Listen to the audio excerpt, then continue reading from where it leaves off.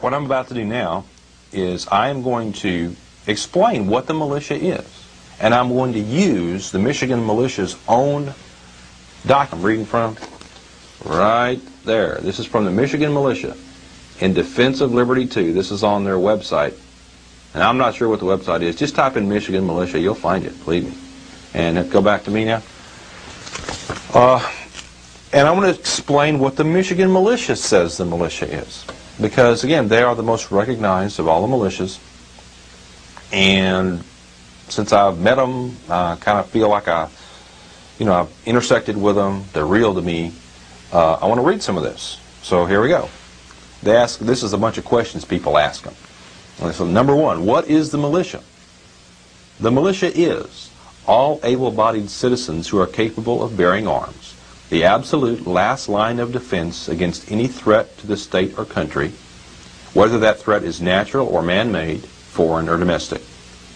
Our motivation is patriotism and a sincere desire to defend the Constitution. Our goal is to encourage all citizens to achieve a high level of preparedness for a wide variety of possible emergencies.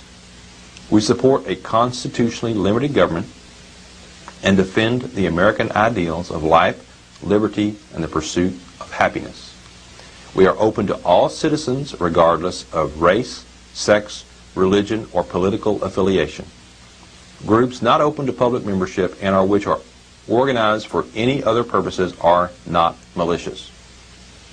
The militia, as an organization, has no religious theme, is not racial in nature, nor does it advocate terrorism or violence.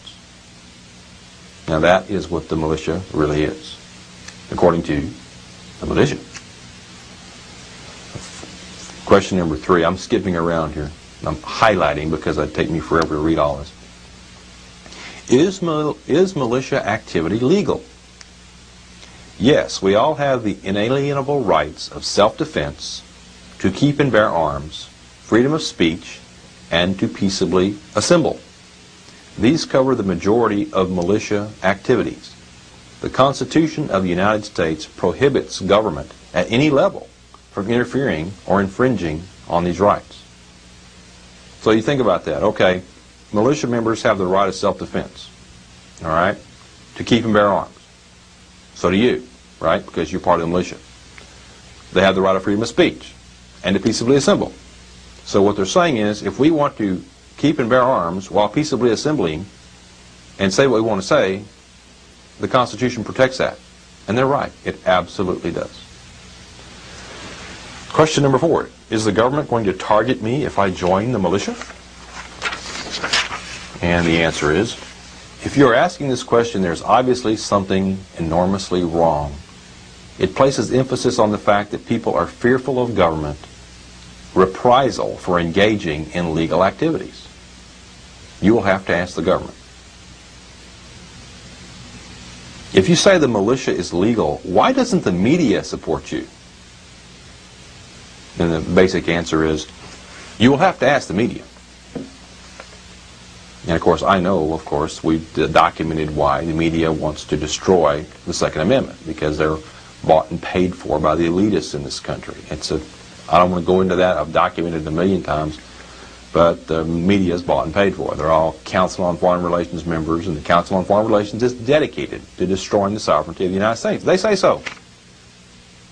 You know, the best documentation for it is the Council on Foreign Relations. Go to their website. You'll find out. www.cfr.org. Are you racists? That's the other big thing. Racist militia. No. There are, however, individuals or groups that claim to be militias that say they are of a superior race fighting the, quote, great race war to annihilate the mud people, end quote. These individuals or groups are not militias. They are racists. And that's right. See the way it works?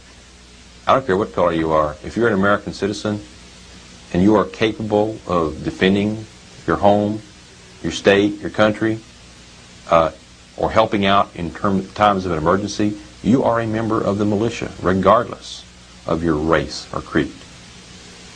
It's very important to know that. Another question. Are you militant? And the answer is no. However, there are individuals or groups who claim to be militias that are determined to be engaged in combat and are aggressively active. These individuals or groups are not militias. They are militants. The point here he's making is just because you call yourself a militiaman doesn't mean you are. If you have some weird white supremacy agenda, you're not in a constitutional militia. You're not. You may say you are, but you're not. If you have some bizarre agenda to murder American citizens or whatever, you're not in a constitutional militia. The militia is to protect and defend the Constitution.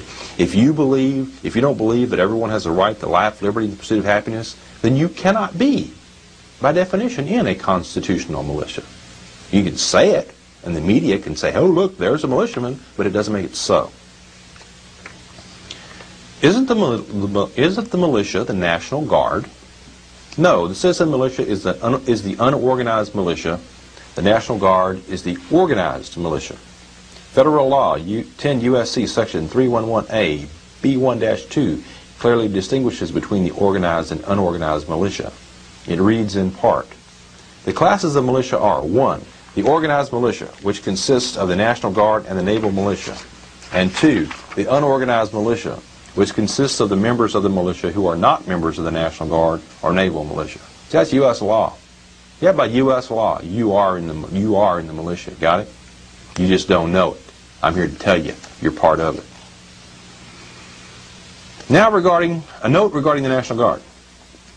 The National Defense Act of June 3, 1916 provides in part, quote, that the Army of the United States shall consist of the regular Army, the Volunteer Army, the Officer Reserve Corps, the Enlisted Reserve Corps, the National Guard while in service of the United States, and other such land forces as are now or may hereafter be authorized by law, end quote.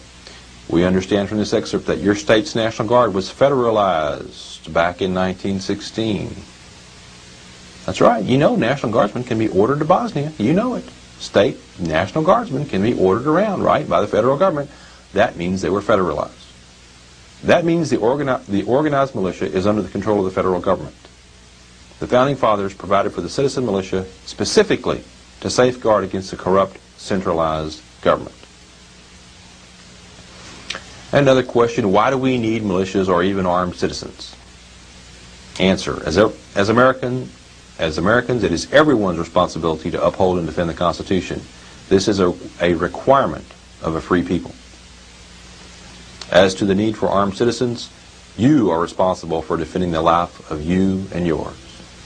As we've talked about on this show, as you can document all day long for yourself, the police have no obligation to protect you. None. I mean, can you imagine how many times the police have been sued by people for not showing up in time? The fact of the matter is, it's physically impossible for them to show up on time. Therefore, they have no obligation